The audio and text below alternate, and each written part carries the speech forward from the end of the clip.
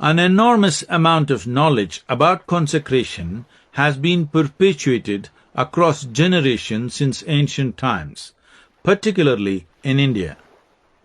This is because, regardless of how good your life is or how long you live, at some point the fundamental human longing to get in touch with the source of creation will invariably assert itself. If the possibility to access these deeper dimensions is not created and made available to every individual who seeks, then that society has failed to provide authentic well-being for its citizens. It is because of this awareness that the Indian culture built numerous temples on every street. The idea was not to create temples that were in competition with one another. The idea was simply that no one should live in a space that is not consecrated. It is tremendous good fortune for a human being to live in a consecrated space. When you do, the very way you live becomes distinctly different. You may ask, "Can't I live without it?" You can. If you know how to make your very body into a temple, going to the temple is not so significant. Yes, you can consecrate your own body, but the question is, are you able to keep it that way? All spiritual initiations have been aimed at consecrating this very flesh into a temple-like space. After that, all that is needed is maintenance.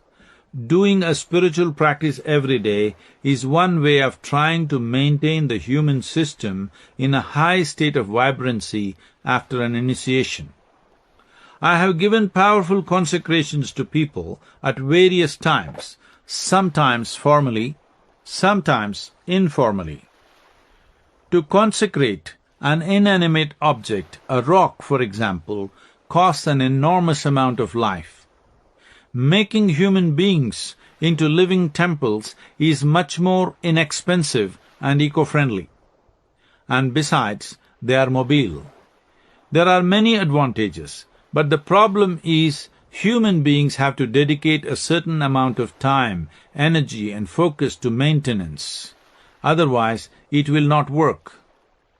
When people in the world are too distracted and unwilling to make themselves into living temples, building stone temples becomes a necessity. The basic purpose of building a temple is to benefit the majority of people who have no spiritual practice in their lives. If one can do some spiritual practice in such a consecrated space, it is doubly beneficial, particularly for those who do not know how to make their own body into a temple.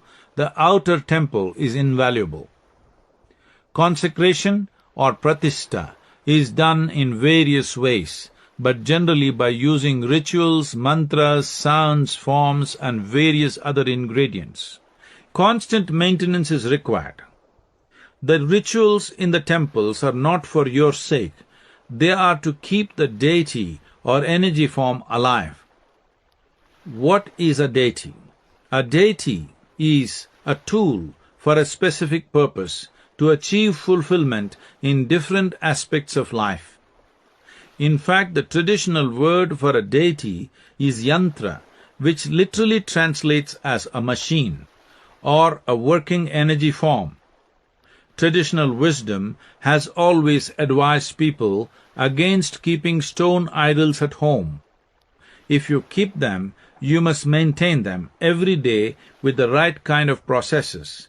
If a deity is consecrated through mantras, and if the necessary maintenance does not happen on a daily basis, the deity becomes a withdrawing energy and can cause immense harm to people who live in the vicinity.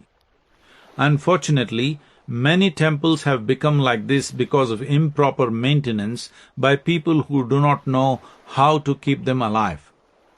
Prana Pratistha is different in that it uses your own life energies to consecrate something.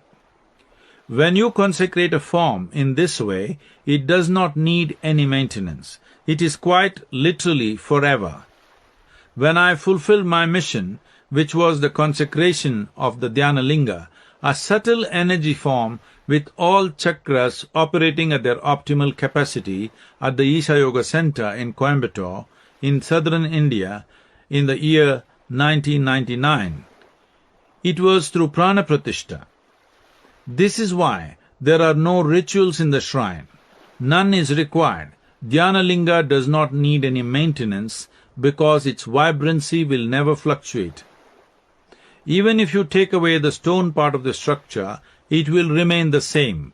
Irrespective of physical changes that may happen over time, the energy form will not perish. This is because the real form is made of a non-physical dimension. It is indestructible.